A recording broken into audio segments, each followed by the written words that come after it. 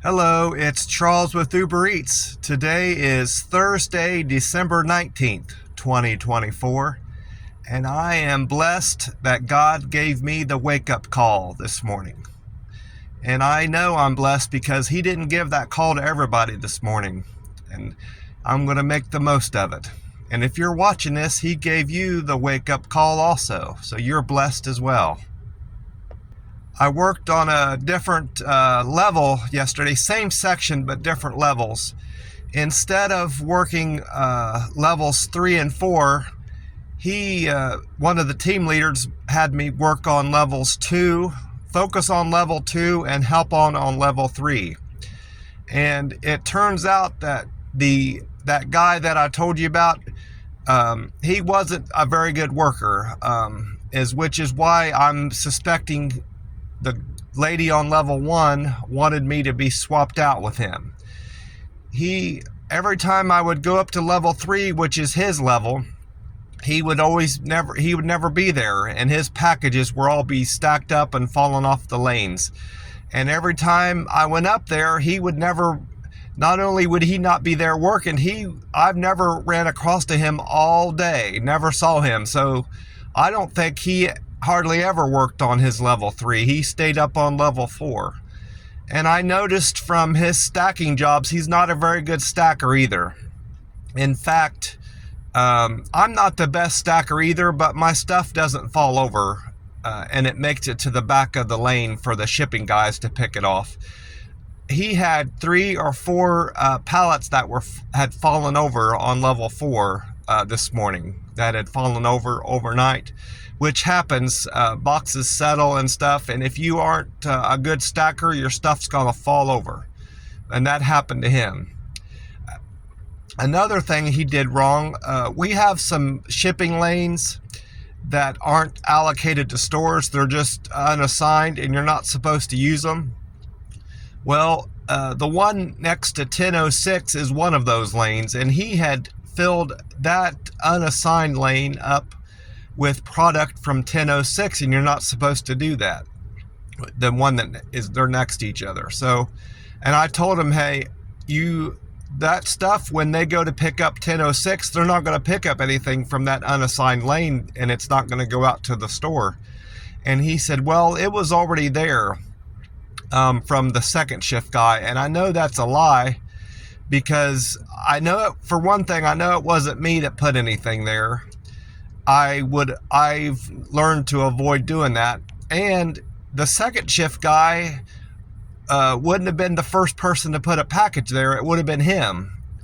So he's expecting me to believe that no packages all morning on Monday went to 1006, and only packages in the second shift went to 1006. So he's just not wanting to have to unload those 2 or 3 pallets that were there. I can't remember. I think it was probably 2 full pallets, 1.5, and move them over to the correct shipping lane. Well, he's going to have to eventually, once the team leads realize what he had done. So he's just hurting himself.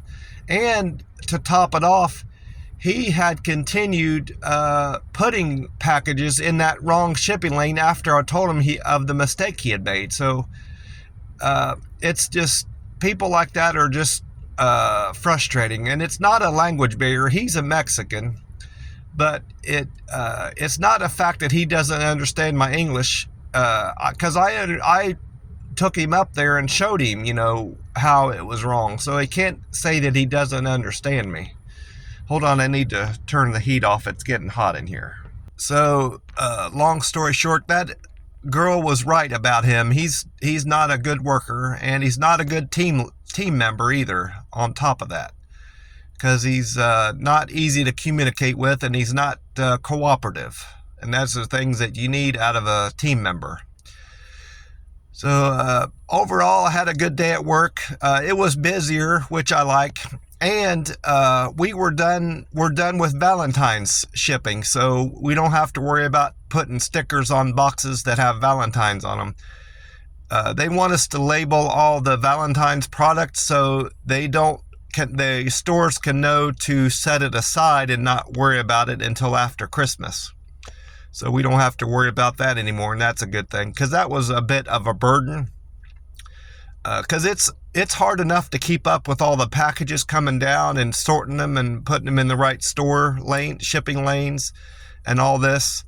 And then on top of that, you have to make sure they're labeled correctly. It gets to be kind of a hassle. So now we've got St. Patty's Day stuff coming in, and still surprisingly some Christmas still. But I'm sure that'll be wrapping up towards the end of this week. I'm sure, because it ain't going to get to stores on time. And even if it does, I think people are done buying their Christmas, will be done buying their Christmas stuff by then anyway. I didn't have the best morning. I expected that to be the case because of some text messages I was getting, group text messages from my landlord and other roommates. I don't know who they are because I haven't saved them in my phone, but there was at least 3 or 4 different roommates texting in this group text chain. I think you call it a group text chain anyway. But it was regarding our hot water being out at the apartment. It's not really an apartment. I think of it as an apartment because I have my own room finally. I didn't have that all the time I was in Las Vegas, except for the month I lived on Las Vegas Boulevard North. I did have my own room there, but the first place I moved to, I really didn't even have a room. It was more like a hallway between the main house and another bedroom. I slept in a hallway, kind of like with another guy. We were in a bunk bed. I had the bottom bunk and he had the top bunk. I didn't room with him very much, or hallway with him, I guess I should say. He was a drunk, and he didn't drink so bad that it kept him from keeping a job, but he was kind of not too good about paying his rent, because he had a girlfriend and he kept spending all his money on his girlfriend to keep her happy, and he got behind on rent and got kicked out. And he ended up staying there longer past his rent, where he had paid his rent, because he kept sneaking in and out through the window at night to have somewhere to sleep when he couldn't sleep with his girlfriend. So I always wondered about him, because he ended up getting officially kicked out once the house manager there figured out he was sneaking in and out at night. He kept the window locked after that. So I always wondered if he made out okay. I hope he did. But anyway, I didn't have my own room there, and I didn't have my own room when I had that place by the Stratosphere either. And that was even worse for me, because I had 3 people in the same room where I was sleeping, and they were quite noisy at night, getting up and down to get something to eat out of the kitchen and going up and back and forth to the bathroom. So I'm in a much better situation now, but I didn't have any hot water for my shower this morning, and that wasn't very pleasant, as you can imagine. I don't like cold showers. I'm sure not very many people do like cold showers, but I had to deal with that this morning. And as a consequence, I took a very short shower, which wasn't favorable either. So I'm hoping that the hot water situation gets resolved sometime today. And I hope it's just a pilot light. That's what the landlord seems to think it is, because apparently it's went out before. It happened before I moved in there, she said in the text message, and it cost her $125 for a guy to come out and fix it. I can light a pilot light on a hot water tank. I've done it before, but I couldn't get to it. The mechanics for the place I live, the house I live, is entirely in one of the guy's bedrooms. And he wasn't there all day when I got off work, so I couldn't get in there to check on it. The furnace and the hot water tank are all in his room, which I'm glad I don't have a room like that. I wouldn't like to sleep in the same room as the furnace and the hot water tank in case something blows up and I can't get out of there in time and I burn up. But in any event, she was complaining about it was going to cost her another $125 to get a guy to come out and look at it. Well, I didn't tell her this in the text message chain for a number of reasons. I don't like to participate in text chains, because you say one thing to answer somebody's question and then 3 other people or 4 other people comment on that, and your phone is constantly beeping and going off. So I read the comments, and I don't reiterate or comment on anything. I just get the information and close it out. That was a frustrating thing I had with where I worked at a grocery store. One of the CSCs there like to have group text messages and always complain about me not being part of them. I said, I don't participate in text message chains. If you want to communicate with me, text with me one-on-one, or call me one-on-one, or sit down and have a conversation with me in a group. If you want to be in a group, have it all in person. I don't mind that, but I don't do text message chains. That's not for Charles.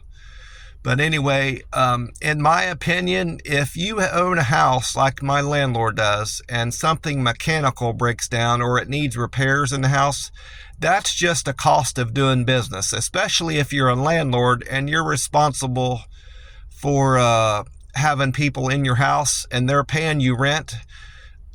That's just something you have to pay for if something goes wrong. The hot water tank goes out, or the furnace goes out, or plumbing issues, electrical, all that is something that you have to just deal with and pay for. She's getting over $3,000 a month from the 6 of us that live there. It's fully rented. We've got 6 bedrooms and 2 bathrooms there, a living room and a kitchen. And I just wonder, and that's not the only property she has. She has a number of properties from what she said to me. So I just wonder what she's doing with all her money, aside from the lawn care that she pays for and the taxes she pays on the house. That's the only upkeep I've seen her put into the house since I've been there. So I just wonder if she needs to manage her money better if she can't afford to have a guy come out for $100 and look at the hot water tank. And I just hope it gets rectified today. Either one of the guys that lives there knows how to light it, or the guy that's in the room where the hot water tank is can light it when he gets back from wherever he's at. He's probably at work. Well, that's about it for me. Just some frustration at the house I live in. I'm already up here at work, and because on account of me getting ready so quick for my cold shower. And there's cars up here already, but that beat me here. Normally there's only 1 or 2 cars here, or not at all, but there's already 6 cars up here, which is unusual, especially for a Thursday. But just waiting on the doors to open. I got about 45 minutes, give or take. Well, I want to wish you all a great day, and I hope you are looking forward to a great weekend. God bless you all, and I will talk to you soon. Bye for now.